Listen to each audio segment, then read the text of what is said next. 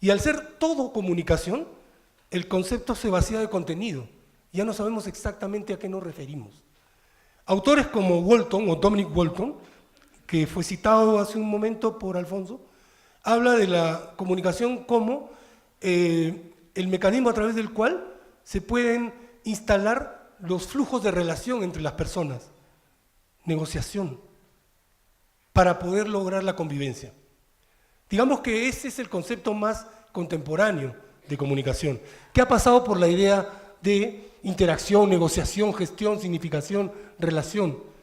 Y en el mundo académico y en el mundo de la universidad, donde se piensa la comunicación, se habla de ella en tanto un campo de reflexión, pero paralelamente un campo de acción. La comunicación para el desarrollo es mucho más fácilmente identificable como un campo de operatividad comunicacional, de acción comunicacional, que de pura reflexión sobre ello. Entonces, estamos ahora, y hay un montón de autores que hablan de la comunicación, en la sociedad de la información, en la sociedad de la comunicación, en el momento histórico en el que la comunicación, además de serlo todo, se convierte en una atmósfera, dentro de la cual nosotros los seres humanos usamos la comunicación para ser, para existir, para relacionarnos y para convivir. La comunicación entonces también es una herramienta para generar consensos. También es un elemento para la construcción de poder. Y entonces esta ponencia, yo lo que quiero hablar con ustedes, tiene que ver con una visión más o menos contemporánea que tiene la necesidad de reflexionar la comunicación, ya no solamente relacionada con la idea de desarrollo, en tanto finalidad, en tanto utopía, sino introducir en ese debate de la comunicación para el desarrollo la idea de poder. ¿Quién lo tiene? ¿Para qué? ¿Y cómo es que la comunicación para el desarrollo puede afianzar el poder o puede contribuir a subvertirlo? Entonces la idea básica es que nosotros pensemos la comunicación para el desarrollo desde nuestras propias realidades, con nuestras propias herramientas, pero además tomando en consideración que muchas veces usamos la comunicación para el desarrollo para dominar, para imponer, otras para negociar, muchas para dialogar, otras para construir comunidad. Entonces hay una multidimensionalidad de la idea de la comunicación para el desarrollo. Además, todos ustedes y yo coincidimos en que las ciencias de la comunicación es como una especie de página web en construcción. Todavía no somos ciencia, epistemológicamente le debemos todo a las ciencias naturales y sociales y nos hemos construido como ciencia a partir de una serie de apropiaciones, muchas de las cuales metodológicamente hablando se utilizan en la comunicación para el desarrollo sin una reflexión sobre su aplicación y sobre la forma a través de la cual generamos nuestros propios diseños de investigación. La siguiente, por favor. Y el desarrollo es un concepto detenido o su dinámica encierra una tremenda complejidad. En la transparencia anterior, podemos regresar solamente un segundo, están los objetivos de desarrollo del milenio, 7. En la siguiente están los objetivos de desarrollo sostenible. Al inicio del milenio, Naciones Unidas y el Programa de Desarrollo de Naciones Unidas planteó la necesidad de alcanzar objetivos o metas comunes globales para alcanzar el desarrollo.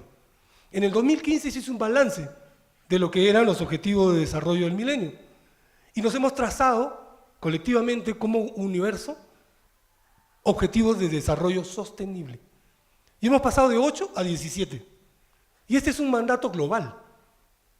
Países como el Perú estamos inscritos y hemos firmado los tratados que tienen que ver con una visión de desarrollo, que nosotros podemos discutir, pero que es fundamental tomarla en consideración, porque, por ejemplo, nuestros gobiernos están alineados en la generación de políticas públicas pensando en función de los objetivos de desarrollo del milenio y de los objetivos de desarrollo sostenible. ¿Y en qué medida esos objetivos obedecen a nuestras necesidades locales y puntuales? ¿En qué medida las políticas públicas que se articulan para alcanzarlos son válidas para todos los peruanos? Y estamos en Cusco, donde los peruanos del Cusco no necesariamente tenemos la misma visión de desarrollo que los peruanos de otros lugares del país. Entonces, el desarrollo, ustedes saben, se mide históricamente desde el año 48 con el Producto Interno Bruto o sea, con indicadores de carácter económico, que después se han ido transformando a través de distintos paradigmas que han hecho posible entender el desarrollo y medirlo de otra manera. Hoy día estamos en el paradigma del desarrollo humano. O sea, no podía ser de otra manera, además, ¿no es cierto? El desarrollo tiene necesariamente que ver con nosotros. Tiene que ver con educación, con calidad de vida y la posibilidad de vivir mucho más tiempo. Tiene que ver con urbanización, tiene que ver con sanidad, tiene que ver con educación, como les decía hace un momento. Entonces, históricamente, ya tenemos 80 años de generación de estrategias para medir el desarrollo. Iniciamos esas formas de medición con paradigmas puramente económicos. Y hoy día estamos pensando en función de meterle humanidad a la economía. Y al hacerlo, pensar en términos de libertad, de ampliación de capacidades, de una economía que está mirando al ser humano en el contexto en el cual este ser humano busca, consigue y genera su propio desarrollo. Sin embargo, esta mirada, que es la mirada o el paradigma hegemónico, no necesariamente refleja lo que nosotros queremos que sea nuestro desarrollo. Tiene que ver con un paradigma dominante. ¿Y los otros? ¿Y qué del tipo de desarrollo que me interesa para mí, a mí y con mi región? El paradigma está vinculado a la academia, a un tipo de visión económica de carácter operativo y gestionada a partir de la construcción del Producto Bruto Interno.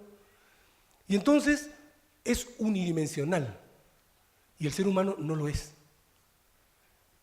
La economía no necesariamente busca rescatar la diversidad, y el ser humano es pura diversidad.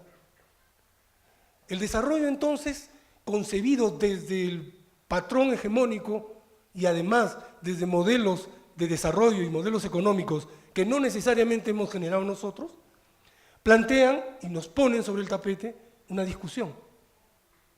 ¿Nos alineamos o no? Y en los últimos años, digamos que en los últimos 15 años, Naciones Unidas, el Programa de Desarrollo de Naciones Unidas, se ha dado cuenta que con un solo modelo económico y con una propuesta de desarrollo, se puede reflejar una utopía de progreso, pero que no necesariamente alcanza a todos y refleja la diversidad y la multiplicidad de la vida en el planeta. Y surgen voces discordantes. Gente que dice, el modelo de desarrollo actual no es otra cosa que una materialización y una gestión de un modelo económico que es el del capitalismo. ¿Existen otros? Después que se cayó el muro, parece que no. Ustedes y yo sabemos perfectamente que existen otros modelos, pero que hay un modelo hegemónico. Y ese modelo hegemónico, de una u otra manera, dicta, propone estrategias de desarrollo. Y muchos de nosotros, como países, nos adscribimos a ella. El resultado de ese proceso tiene que ver con el modelo económico neoliberal, con el definido casi caricaturescamente pensamiento único. ¿Hemos podido escapar a eso? ¿Países como el Perú? No. En las últimas 3 décadas no nos ha quedado otra cosa que suscribir el modelo económico y el modelo de desarrollo. Y esa suscripción sin rebelión ha generado muchas propuestas, entre las cuales está la de la comunicación para el desarrollo, que operativiza el modelo en el ámbito específico de la comunicación. Entonces hay gente que habla de contradesarrollo. Algunos de nosotros, de una u otra forma, planteamos la idea de que ese desarrollo impuesto puede tener otros matices y puede satisfacer nuestras necesidades. Economistas como Serge Latouche, creo que se llama, no recuerdo, a veces lo confundo con otro, plantean la idea del decrecimiento. Si el capitalismo plantea un modelo de desarrollo con estas características de crecimiento ascendente, permanente y sostenible, ¿qué pasa con los recursos de la humanidad? Se agotan. El modelo es un modelo que produce consumo. El exceso de consumo produce angustia y el exceso de angustia produce fatalidad. Y estos economistas, una de las conclusiones a las que han llegado es: paremos el coche. Crecer en esa medida, 4% al año, implica sistemas de producción que se agotan y agotan los recursos de la naturaleza. ¿Podemos respirar hondo, crecer a un ritmo menor y ser más felices? Frente a eso también es imprescindible discutir epistemológicamente con las propuestas hegemónicas. Y frente a ello está la decolonialidad. Aníbal Quijano, Castro Gómez en Colombia, gente que dice, vamos a cambiar el paradigma, vamos a pensar desde nosotros, vamos a plantear un concepto de desarrollo que tenga que ver con nuestro idioma, con nuestra gente, con nuestro pasado, y no con la teoría de la modernización, no con necesariamente la teoría de la dependencia. Entonces, en América Latina y en países como los nuestros y en regiones como la nuestra, estamos obligados a repensar y a partir de esa deconstrucción, volver a pensar quiénes somos y tomar decisiones respecto al desarrollo. Entonces, gente como, déjenme ver el nombre antes de que se me pase, este es un texto que les voy a dejar, Juan Tellería, publicó en una revista que se llama Nómadas, que es una revista colombiana, creo, un texto precioso en el que se plantea la idea de discutir el concepto de desarrollo. ¿Ya? ¿Sigue siendo eficaz para explicar la forma como las sociedades evolucionan positiva o negativamente ahora? Juan dice, no. ¿No? Y yo sé que soy un aguafiesta, sé que lo que estoy diciendo nos mueve la alfombra y nos va a obligar a pensar de una manera distinta determinados conceptos. Para Juan el concepto de desarrollo ya no opera suficientemente bien ahora, porque él dice, tenemos que pensar ya no en el desarrollo, sino en el poder que hace posible el desarrollo. Y en ese poder que hace posible el desarrollo está la comunicación, pero también está la política, también está la cultura, también está la economía, también estamos nosotros. La siguiente, por favor. Entonces, vamos a tratar de explicar cómo funciona la actualidad. Y yo me he puesto la idea de mirar la actualidad desde un dron. ¿Qué vemos desde arriba? Primero, ¿qué es la globalización? Los que estudiamos comunicación, al análisis del discurso, siempre pensamos en términos de palabras que en determinado momento pierden el contenido. Y la globalización ya la perdió. Hablamos tanto de la globalización que ya no sabemos qué es. Pero tiene que ver con un modelo de desarrollo, con un modelo económico, tiene que ver con una geopolítica de la hegemonía, tiene que ver con países, procesos de industrialización, con culturas, tiene que ver fundamentalmente con quienes tienen la sartén por el mango y quienes no. El Perú no tiene la sartén por el mango.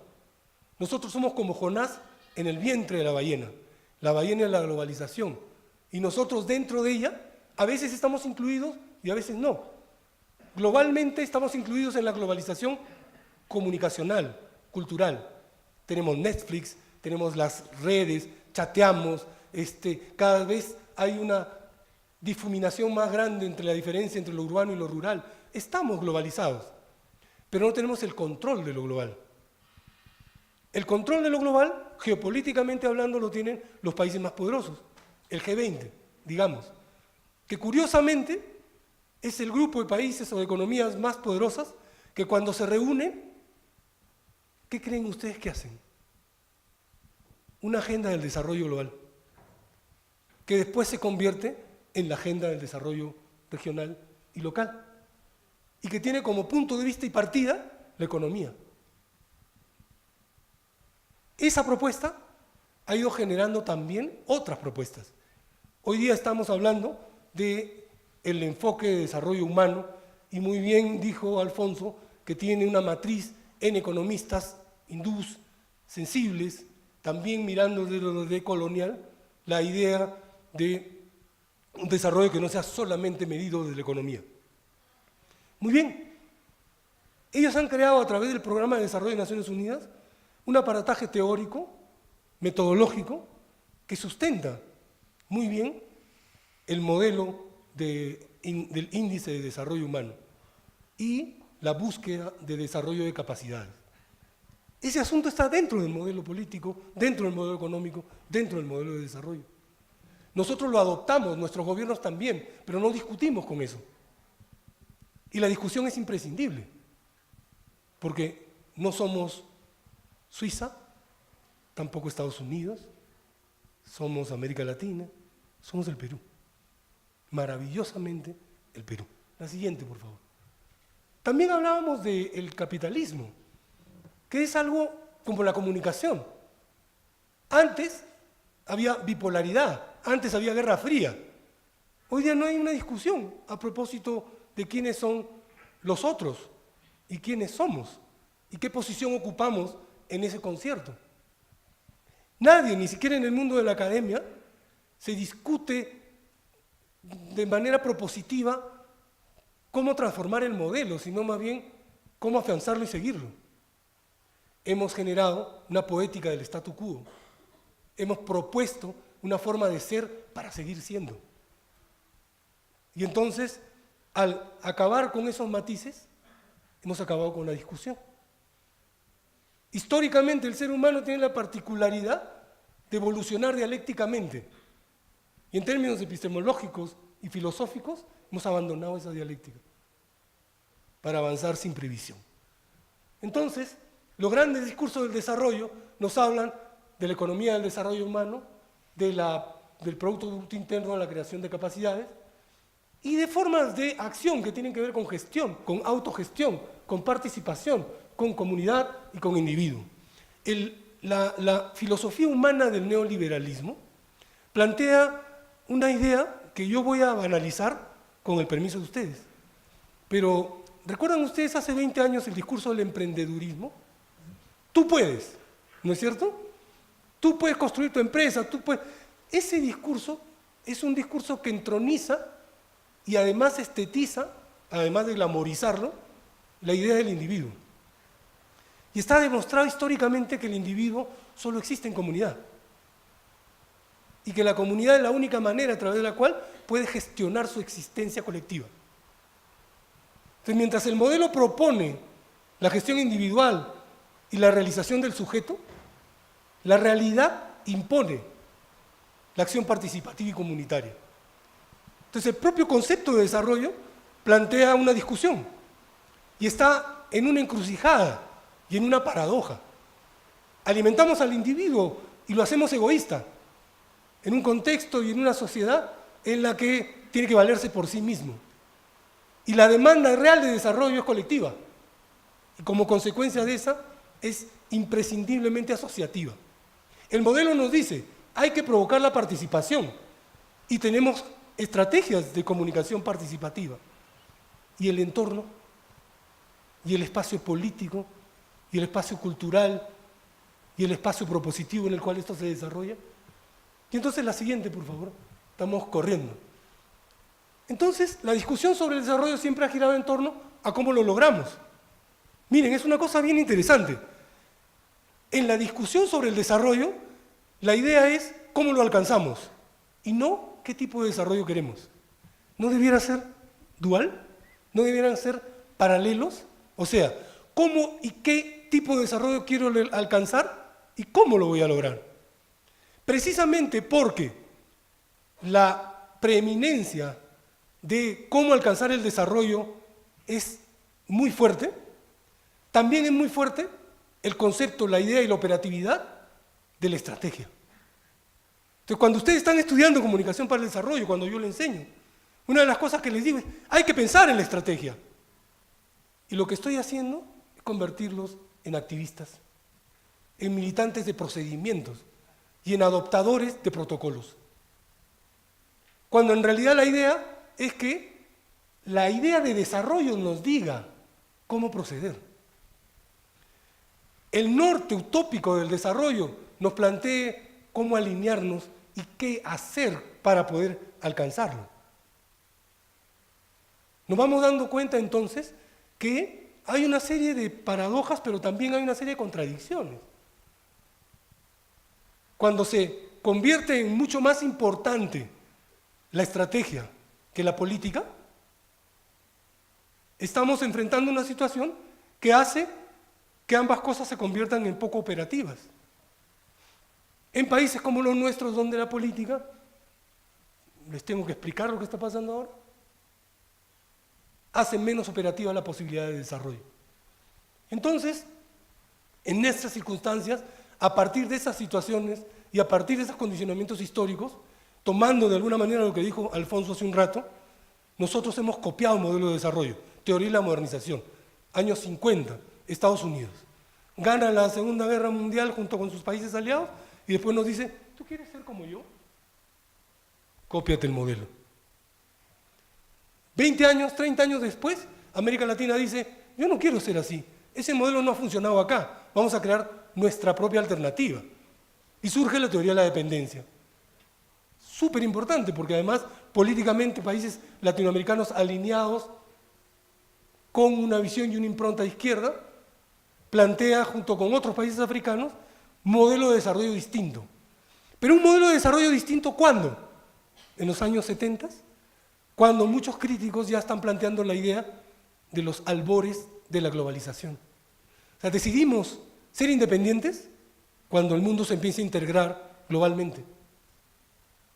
Bueno, es importante que pensemos también en eso. Nuestros afanes independentistas, nuestra posibilidad de construir nuestra propia teoría del desarrollo, se choca en un momento histórico con una pulsión geopolítica por un nuevo orden económico internacional. Y el resultado de ese proceso es el que tenemos hoy día.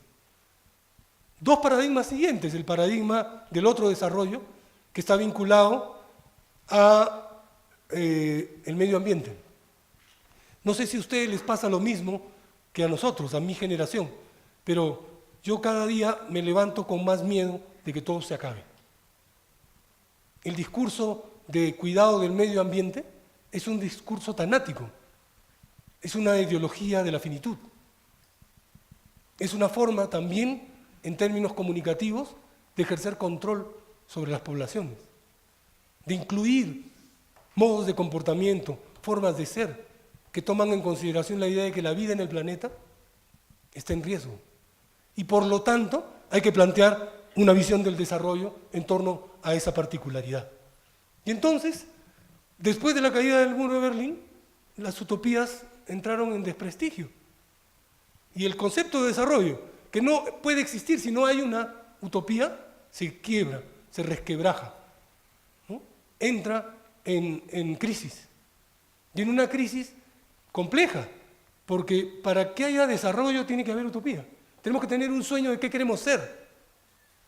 Si ese sueño deja de existir o es sustituido por sueños individuales,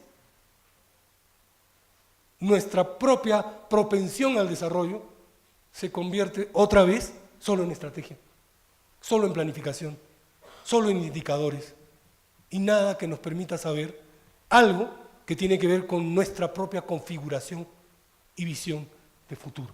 La siguiente, por favor. ¿Bien? Entonces, se habrán dado cuenta que mucho de lo que podemos hacer está de alguna manera impedido por lo que estamos haciendo. Mucho de lo que deseamos hacer está de alguna manera frenado por lo que nos piden que hagamos. Quiero contarles una anécdota. En los últimos 2 gobiernos, gente de mi departamento de comunicaciones estuvo involucrado en la elaboración de la estrategia de comunicación del Estado. Esa estrategia de comunicación del Estado estaba vinculada a un financiamiento, al financiamiento del Programa para el Desarrollo Humano, el PNUD de Naciones Unidas. Entonces, entraba el gobierno y el gobierno, a través de una serie de funcionarios, tenía que presentar un plan de comunicaciones quinquenal para que esta organización lo apruebe y lo financie, en el marco de una estrategia de reforma del Estado. Bien, el plan tenía que entrar en un formato, y el formato tenía como objetivo plantear un diseño por resultados. Entonces, nada de lo que nosotros teníamos claramente pautado desde la perspectiva de la comunicación para el desarrollo entraba en el formato. El tipo de desarrollo comunicativo que nosotros estábamos pensando desde el mundo académico y desde el mundo de la práctica, no era posible introducirlo en ese espacio. Y en la medida en que más nos demoráramos en adaptarlo, más se demoraba el financiamiento en salir. Con eso quiero comentarles y expresarles una realidad que está presente en la forma como emprendemos el desarrollo de manera contemporánea. Por eso es tan importante lo que decían Alfonso y lo que van a decir muchos de los expositores en este evento, que es escuchar al otro. La comunicación para el desarrollo tiene fundamentalmente que ver con qué decisiones toman quienes son objeto y a la vez sujeto de desarrollo, el otro. Por eso es que es tan importante para nosotros una formación que haga posible profesionalizar nuestra capacidad de escucha y la transformación de esa capacidad de escucha en cambio social. Y ese es un elemento fundamental. ¿Podemos pasar a la siguiente? Esta es una imagen de lo que mide el índice de desarrollo humano, ¿no? Yo la dejo en la presentación, ustedes la pueden encontrar en internet buscando como IDH y se van a dar cuenta de la unidimensionalidad de esta propuesta, que es por el momento la única que tenemos por otro lado. La siguiente, por favor. ¿No? En el texto que les mencionaba de Tellería, en la discusión que él plantea y en la que él dice, debemos hacer discutir la idea de poder con los indicadores de desarrollo humano y con el paradigma dominante. ¿Qué dice el paradigma dominante? El programa de desarrollo de las Naciones Unidas plantea la idea de que para que nosotros podamos desarrollarnos, tenemos que ampliar nuestras capacidades en un contexto de libertad. Y para poder hacerlo, los estados deben proveernos a nosotros los ciudadanos de los elementos para que eso ocurra, de sistemas de sanidad eficientes, sistemas educativos que nos impulsen al desarrollo, de infraestructura física, y espiritual y educativa para poder ser mejores y poder desarrollarnos en libertad. ¿Estamos bien? Pero ¿qué pasa en países como el nuestro? Donde el modelo ha hecho posible que la brecha entre pobres y ricos crezca brutalmente. Que los indicadores como el del 4% que supuestamente vamos a crecer en el 2018 solo favorezca a determinados sectores de la población y no a otros. ¿Qué pasa en un país como el nuestro en el que los indicadores de tuberculosis han crecido y ustedes saben perfectamente que en los sectores más pobres, en el marco de un crecimiento que nos pone como uno de los países que más ha crecido en la región? Por eso es que hay que discutir con esto. Y entonces, Naciones Unidas dice, la idea es que adoptemos estrategias de desarrollo comunes, de modo tal que alcancemos la cultura global, la cultura ideal en el contexto de la globalización. ¿Y qué es la cultura ideal? Es esa cultura cosmopolita, global, a la que se añaden elementos propios y vivos de la cultura local.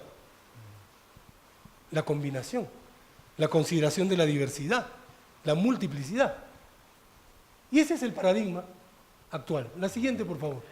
Doctor, 10 minutos, por favor.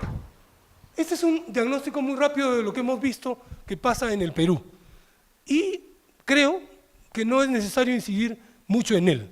Todos ustedes y yo vivimos aquí. Y sabemos que el Perú está territorializado en términos de modernidad. Siempre se dice, la costa está más desarrollada que la selva o que la sierra, y la selva no existe. Esa visión territorial del desarrollo es nefasta, pero la tiene el Estado también. En la última visita al Papa, su presencia en la sierra y en la selva peruana le dio visibilidad. Y parece que PPK recién se ha dado cuenta que existe. Y ese es un tema problemático, ¿no es cierto? Entonces, hay una simbiosis del urbano y lo rural, hay una tecnologización de la sociedad y de sus sujetos, es cada vez más frecuente esa presencia, y hay una pulsión sistémica que no funciona realmente, y en esto me quiero detener un momento. Las encuestas dicen que los poderes del Estado tienen serios problemas, que los más corruptos son el poder judicial, y dentro del poder político lo que está en el Congreso y que ustedes todos los días ven a través de los medios de comunicación. Y eso nos da una pauta de cuál es la situación institucional del país. No hay institucionalidad. Y lo que hay, en términos mediáticos, es el espectáculo de la política, detrás de lo cual solo hay vacío.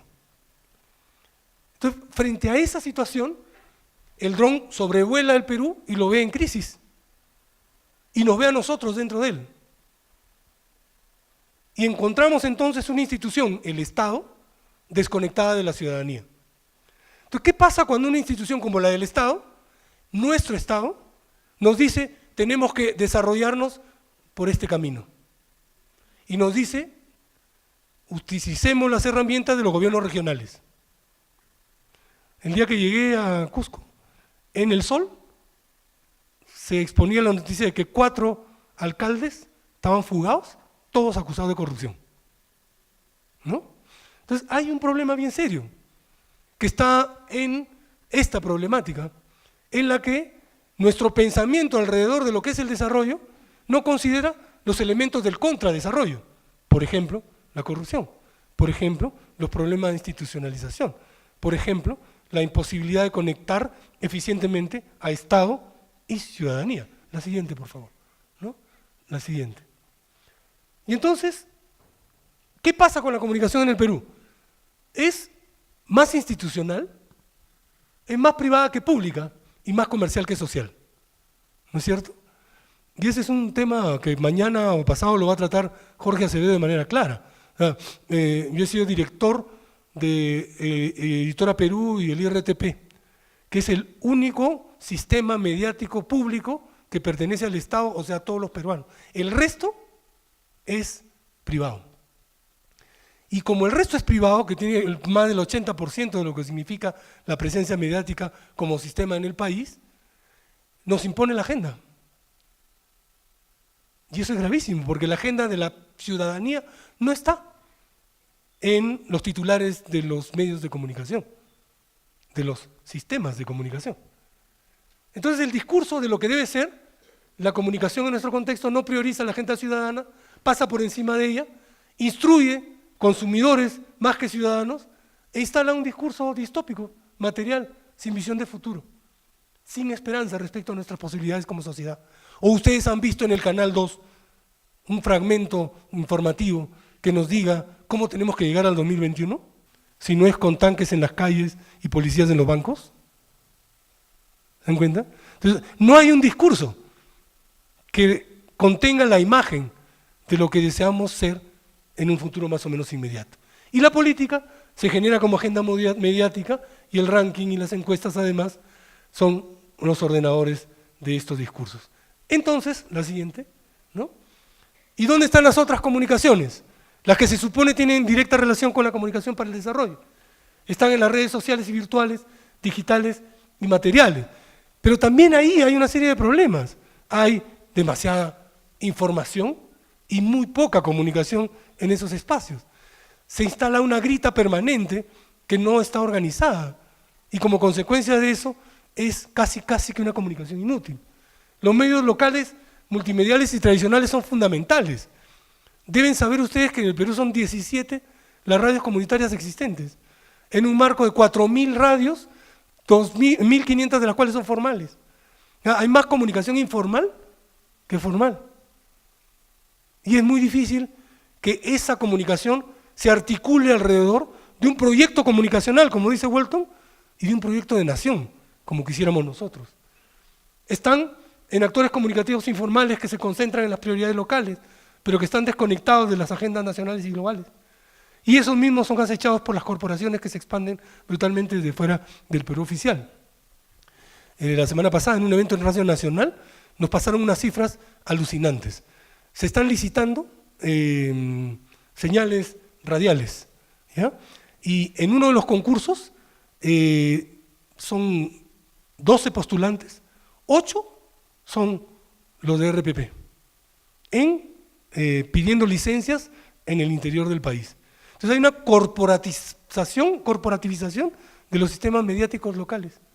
O sea, nuestro sueño de la existencia de medios y radios comunitarias en el Perú se está diluyendo por obra y gracia de un Estado que le está dando las licencias a las corporaciones mediáticas, a radioprogramas, a los capuñay. La siguiente, por favor, ¿no? Entonces todo esto se produce en un conjunto de discursos encontrados que parte de institucionalidades comunicativas sin objetivos comunes y sin proyecto. Convivimos mal, es una situación crítica, pero que es susceptible de ser revertida. Con la siguiente, por favor, ¿no? ¿Qué necesitamos? Y con esto creo que termino. Pensar y diseñar una comunicación para lidiar con el poder y negociar con él, ¿no? Hay una cosa bien curiosa. El Estado y el poder económico están de espaldas a nosotros. ¿Cómo nos ponemos al frente? Hay un bolero de los morunos, creo que es Apaga la tele, ¿no? Que es, nosotros tenemos que saber reaccionar frente a los medios. Los medios y los sistemas mediáticos no pueden existir sin nosotros. Y la comunicación para el desarrollo tampoco. Entonces tenemos que ser conscientes de nuestro protagonismo en esos procesos.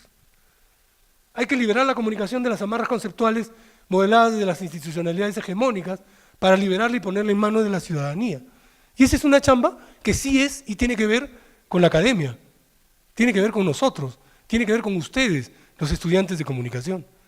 Tiene que ver con la necesidad de ser otra vez, casi como en los 70s, militantes de un tipo de comunicación para el cambio. Creernos que podemos cambiar las cosas. Transformar las prácticas del pensar comunicacional generando pensamiento y acción a partir de una alianza entre ciudadanía y academia. Hoy día, una de las cosas que le escuché al rector muy amablemente en una conversación que tuvimos al inicio, que es la universidad está pensando mucho en cómo establecer un contacto proactivo con las empresas. ¿Y la gente? ¿No? ¿Y los demás? ¿Y nosotros y los otros? ¿Alguna vez le hemos preguntado a la gente qué tipo de comunicador necesitan que se forme en las universidades? Y esa es una pregunta clave, que tiene que ver con el rollo del desarrollo. Tenemos que armar sustentos epistemológicos y diseños metodológicos que respondan a las realidades locales y necesidades, no sé si de desarrollo, que emerjan de los seres humanos y ciudadanos, lo que nos decía Alfonso. ¿Qué es más importante, que te ponga una bomba que reviente o una que te dé agua? ¿Y dónde? ¿Y cómo? ¿Y por qué? ¿Y cuándo? Y finalmente huir del activismo y del diseñismo estratégico para atracar en el puerto que responde a la complejidad que enfrentamos, que es una complejidad cultural, social, productiva, medioambiental y política. ¿Cuál es el por qué? ¿Por qué necesitamos pensar la comunicación desde nosotros? Y hablo desde nosotros porque estoy hablando desde Cusco, y hablo desde Cusco porque estoy hablando desde el Ande. Estamos enfrentando una historia, estamos tratando de construir herramientas de carácter teórico, tanto como práctico, para poder comunicar mejor.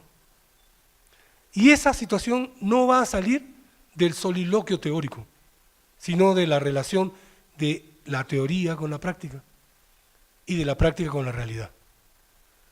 Pensar en el futuro implica reconocer que nosotros somos actores del presente que lo va a construir.